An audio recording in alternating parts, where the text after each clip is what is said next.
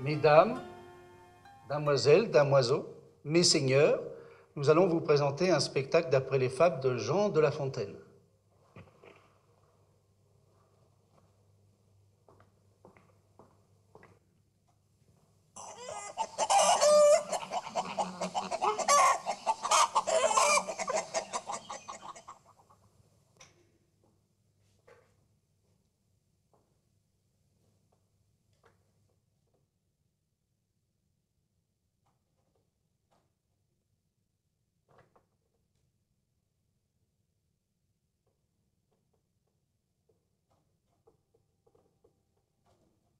L'avarice perd tout en voulant tout gagner.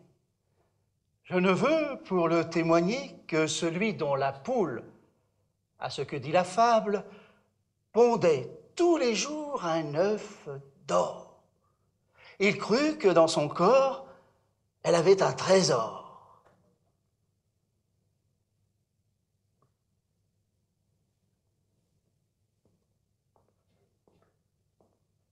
Il la tua, l'ouvrit et la trouva semblable à celle dont les œufs ne lui rapportaient rien, s'étant lui-même ôté le plus beau de son bien. Belle leçon pour les gens chiches.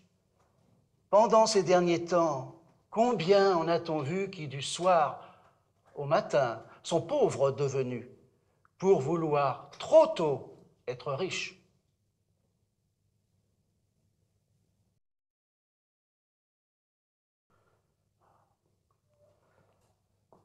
Travaillez, prenez de la peine, c'est le fond qui manque le moins. Un riche laboureur, sentant sa mort prochaine, fit venir ses enfants, leur parla sans témoin. « Gardez-vous, leur dit-il, de vendre l'héritage que nous ont laissé nos parents. Un trésor est caché dedans. Je ne sais pas l'endroit, mais un peu de courage vous le fera trouver. Vous en viendrez à bout. Remuez votre champ dès qu'on aura fait l'eau. Creusez, fouillez, bêchez, ne laissez nulle place où la main ne passe et repasse. Le père mort, les enfants vous retournent le champ, de ça, de là, partout, si bien qu'au bout de l'an, il leur apporta davantage. D'argent, point de cachet, mais le père fut sage de leur montrer que le travail est un trésor.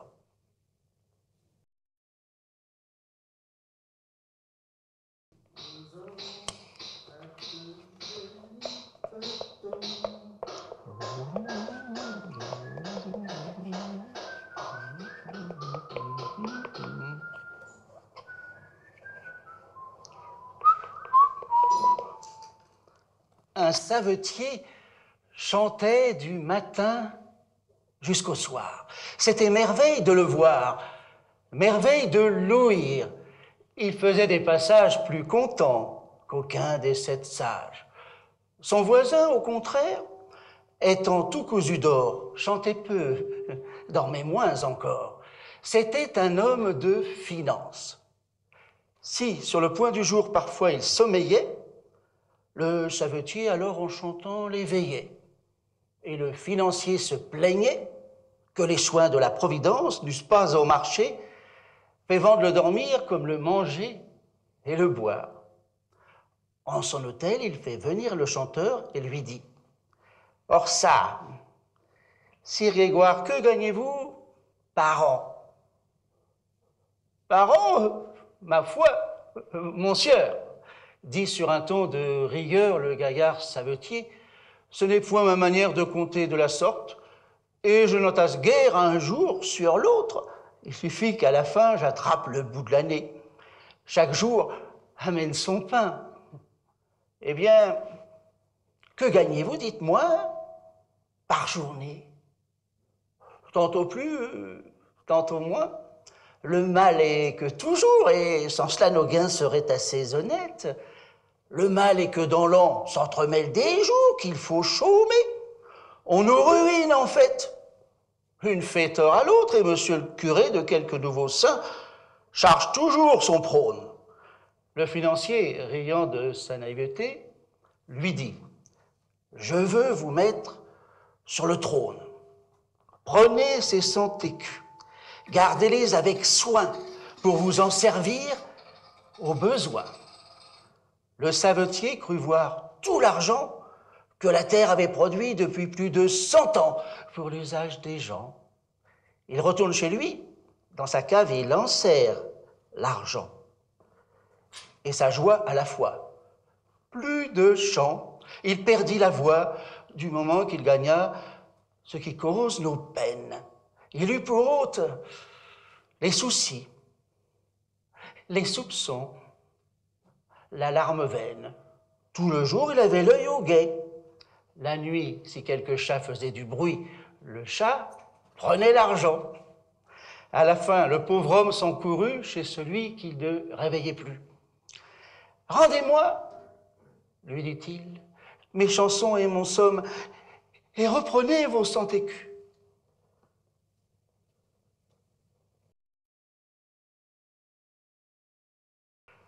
Perrette, sur sa tête, ayant un pot au lait, bien posé sur un coussinet, prétendait arriver sans encombre à la ville.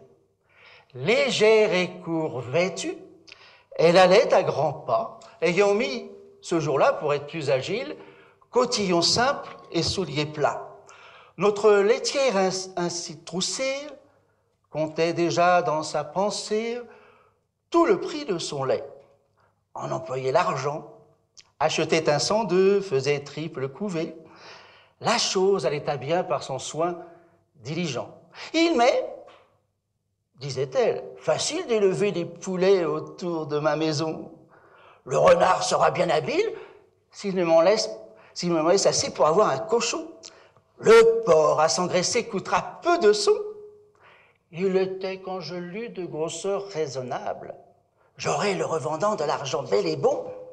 Et qui m'empêchera de mettre en notre table, vu le prix dont il est, une vache et son veau que je verrai sauter au milieu du troupeau. Là-dessus, Perrette saute aussi. Transporté, le lait tombe. Adieu, veau, vache, cochon, couvé.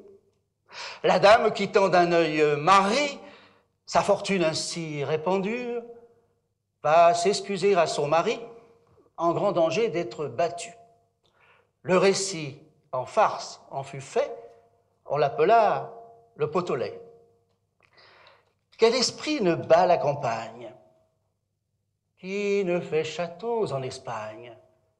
Picrocole, Pyrrhus, la laitière, enfin tous. Chacun songe en veillant, il n'est rien de plus doux. Une fâcheuse erreur emporte alors nos âmes. Tous les biens du monde sont à nous, tous les honneurs, toutes les femmes. Quand je suis seul, je fais au plus brave un défi. Je m'écarte, je détrône le Sophie. On m'élit roi, mon peuple même. Les diadèmes vont sur ma tête pleuvant. Quelque accident fait-il que je rentre en moi-même? Je suis Grosjean, comme devant.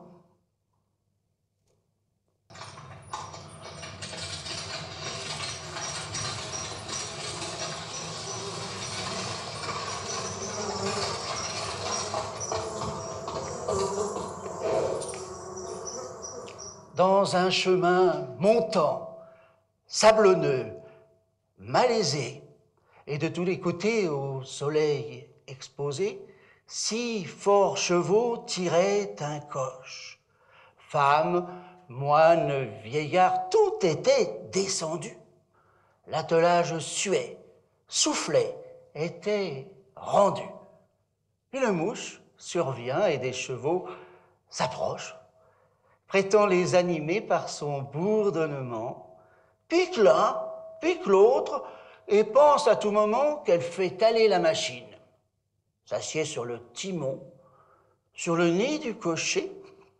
Aussitôt que le char chemine et qu'elle voit les gens marcher, elle s'en attribue uniquement la gloire. Va, vient, fait l'empressé. Il semble que ce soit un sergent de bataille, allant en chaque endroit faire avancer ses gens pour hâter la victoire.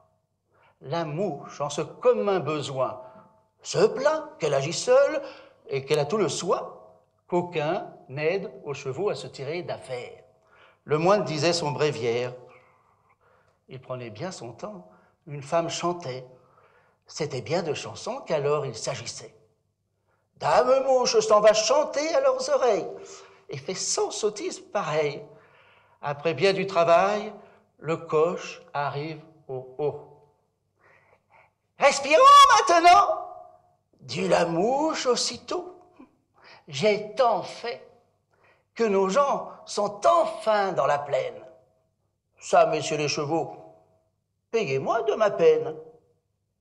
Ainsi, certaines gens faisant les impressés s'introduisent dans les affaires. Ils font partout les nécessaires. Et partout, importun devrait être chassé.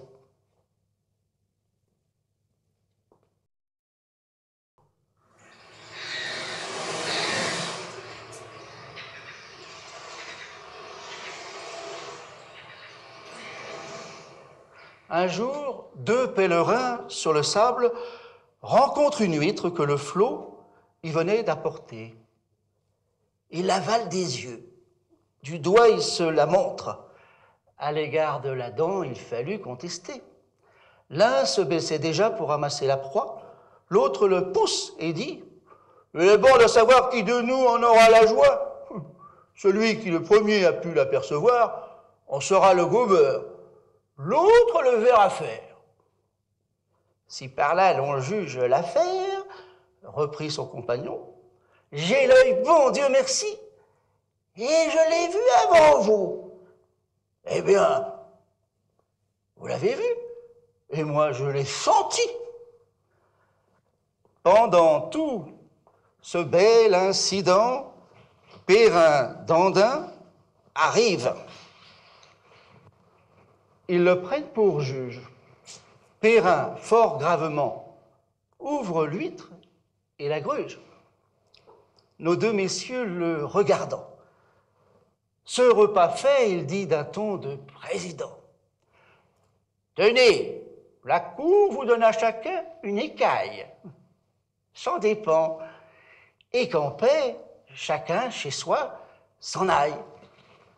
Mettez ce qu'il en coûte à plaider aujourd'hui, comptez ce qu'il en reste à beaucoup de familles, vous verrez que Perrin tire l'argent à lui et ne laisse au plaideur que le sac et les quilles.